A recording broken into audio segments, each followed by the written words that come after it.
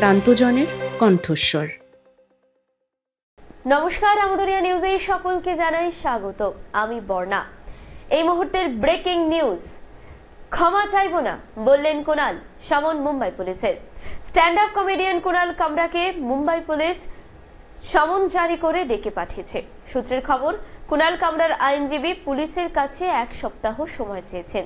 ইতিমধ্যেই কুণাল তাঁর বিতর্কিত মন্তব্যের জন্য ক্ষমা চাইবেন না বলে জানিয়ে দিয়েছেন। তবে মহারাষ্ট্রের উপমুখ্যমন্ত্রী একনাথ শিন্ডে বলেছেন, সমালোচনা করার সময় একটি শালীনতা বজায় রাখা উচিত, না হলে প্রতিটি ক্রিয়ার বিপরীত প্রতিক্রিয়া হতে পারে। আসছি পরবর্তী খবরে। পাইলটের ভুলো মন, চীনের দিকে রওনা হয়ে ইউটার্ন নিল বিমান। ইউনাইটেড এয়ারলাইন্সের একটি বিমান লস অ্যাঞ্জেলস থেকে চীনের দিকে রওনা হওয়ার কিছু পরে ফের ইউটার্ন নেয়। সেটি ফের লস অ্যাঞ্জেলসে নামে।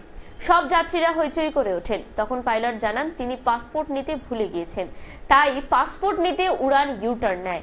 পাসপোর্ট নেওয়ার পরে সেটি চীনের দিকে উড়ে যায়। আসছি পরবর্তী খবরে। চীনা নাগরিকদের নিরাপত্তা বৃদ্ধির জন্য আলোচনায় পাকিস্তান ও চীন। বুধবার বেইজিং এ ইসলামাবাদের রাষ্ট্রদূত বলেছেন, পাকিস্তানে কর্মরত চীনা নাগরিকদের সুরক্ষার জন্য নিরাপত্তা ব্যবস্থা নিয়ে দুই দেশের মধ্যে আলোচনা চলছে।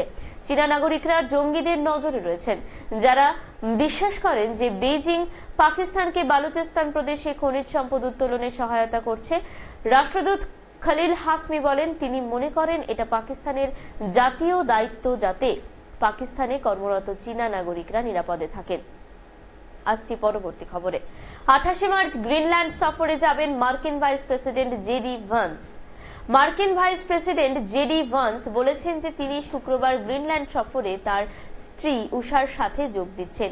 মঙ্গলবার শেয়ার করা একটি ভিডিওতে ভান্স বলেন, সেখানে কেমন পরিস্থিতি চলছে তা তাঁরা পরীক্ষা করে দেখবেন।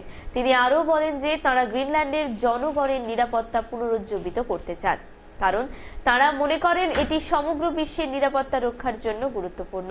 বৃহস্পতিবার গ্রিনল্যান্ড সফরের জন্য রওনা দেবেন উষা। এই মুহূর্তের শেষ খবর। মার্কিন সিনেটে শীর্ষ মার্কিন স্বাস্থ্য পদের জন্য অনুমোদন পেলেন জয় ভট্টাচার্য। মঙ্গলবার মার্কিন সিনেট তার 2 শীর্ষ স্বাস্থ্য কর্মকর্তার নাম অনুমোদন করেছে।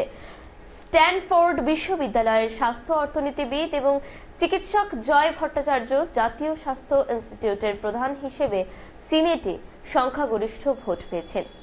এখন এই পর্যন্তই। পরবর্তীতে আবারও ফিরে আসবো ব্রেকিং নিউজের সাথে। ধন্যবাদ।